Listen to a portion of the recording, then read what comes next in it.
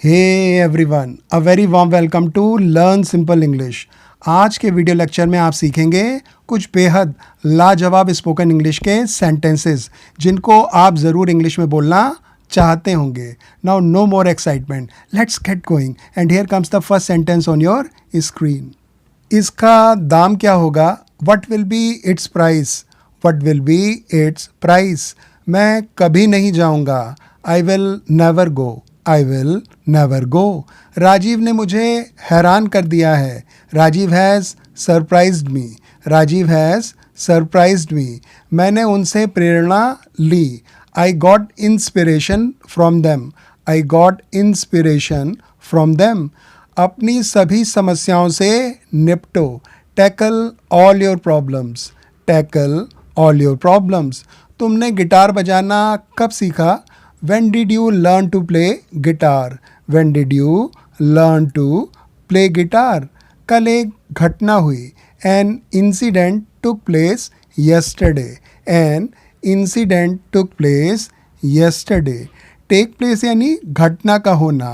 Took take verb की second form है। तुम्हें क्या रोमांचित रखता है? What keeps you excited? What keeps you excited? यदि वीडियो पसंद आ रहा है तो दिल की खुशी वीडियो लाइक करके एक्सप्रेस करें। आखिर हमें भी तो पता चले आपकी खुशी का। अपनी यात्रा की तैयारियां करो।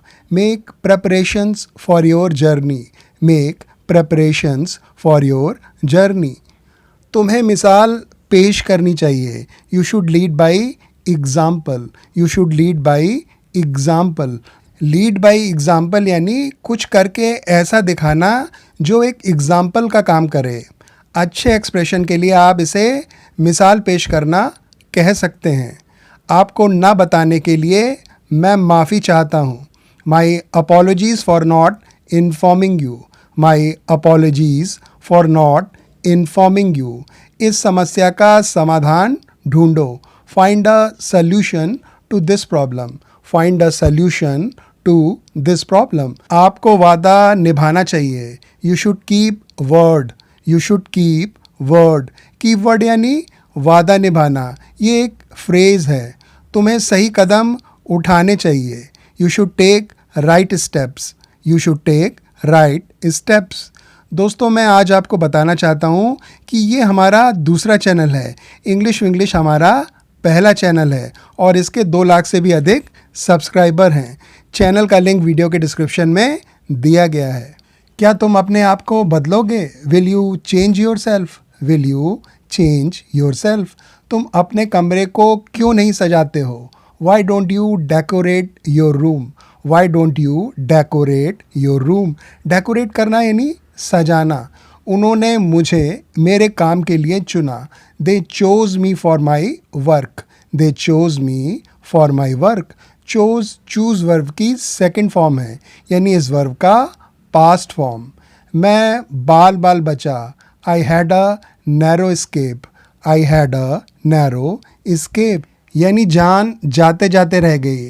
अ नैरो स्केप एक फ्रेज है जिसका अर्थ होता है बाल बाल बचना। तुम्हारे लिए क्या अधिक ज़रूरी है? What is more important to you? What is more important to you? तुम्हें किस बात से गुस्सा आता है? What makes you annoyed? What makes you annoyed? Annoyed यानी गुस्सा या फिर नाराज़। आखिरकार मुझे मिल गया जो मैं चाहता था। At last I got what I wanted. At last I got what I wanted. तुम्हें कौन नहीं करने दे रहा है? Who is not allowing you to do? Who is not allowing you to do? क्या तुम छुट्टी पर जाओगे? Will you go on leave? Will you go on leave? मैं ये बर्दाश्त नहीं करूँगा।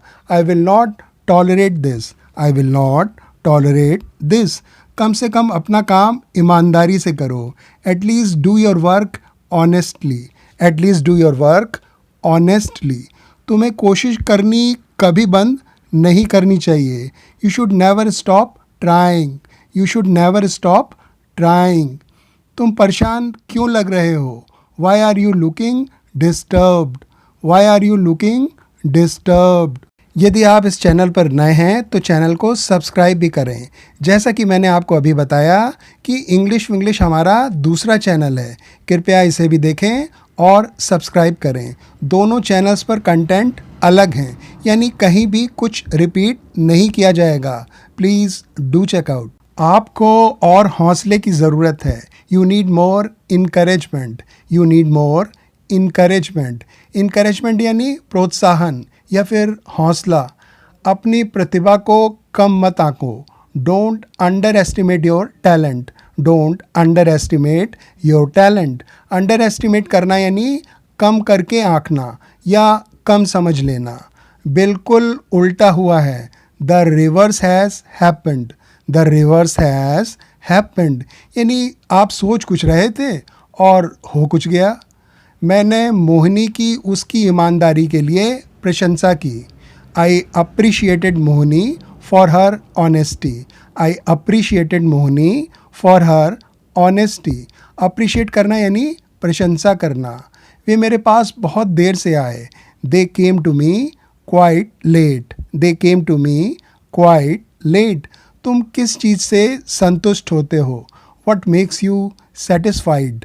What makes you satisfied. कृपया इस फ्री नॉलेज को शेयर भी करें। जो आप इस वीडियो को किसी सोशल मीडिया प्लेटफॉर्म पर शेयर करके कर सकते हैं। लेट अदर्स में ऑल्सो बी बेनिफिटेड। तुम्हें क्या प्रेरित रखता है? What keeps you inspired. What keeps you inspired. Inspired यानी प्रेरित। सरल भाषा में कहें तो चार्ज्ड। उसने मेरा अपने काम से दिल जीत लिया। He won my heart with his work. He won my heart with his work. Won win verb का पास्ट फॉर्म है। मुझे ये जगह बेहतर लग रही है। I am finding this place to be better. I am finding this place to be better. ऐसा बर्ताव करते समय कुछ आत्मसम्मान रखो। Have some dignity while behaving like this. Have some dignity while behaving like this. Dignity यानी आत्मसम्मान या फिर मान मर्यादा या इज्जत या फिर बड़प्पन। क्या तुम यहाँ एक बार के लिए आ सकते हो? Can you come here for once. Can you come here for once. इस मैच को जीतने के लिए ज़्यादा प्रयास करो। Make extra efforts to win this match. Make extra efforts to win this match. अभी के लिए खुद पर भरोसा बनाए रखो। Keep your self confident for now. Keep your self confident for now. ये काम तुरंत किया जाना है। This work is to be done immediately. This work is to be done immediately. Ravi किस शहर से आया है? From which city has Ravi come. From which city has Ravi come. तुम्हें ज़रूर आशावादी रहना चाहिए। You must stay optimistic. You must stay optimistic. Optimistic यानी आशावादी या आशावान या आशापूर्ण यानी उम्मीद से भरा हुआ।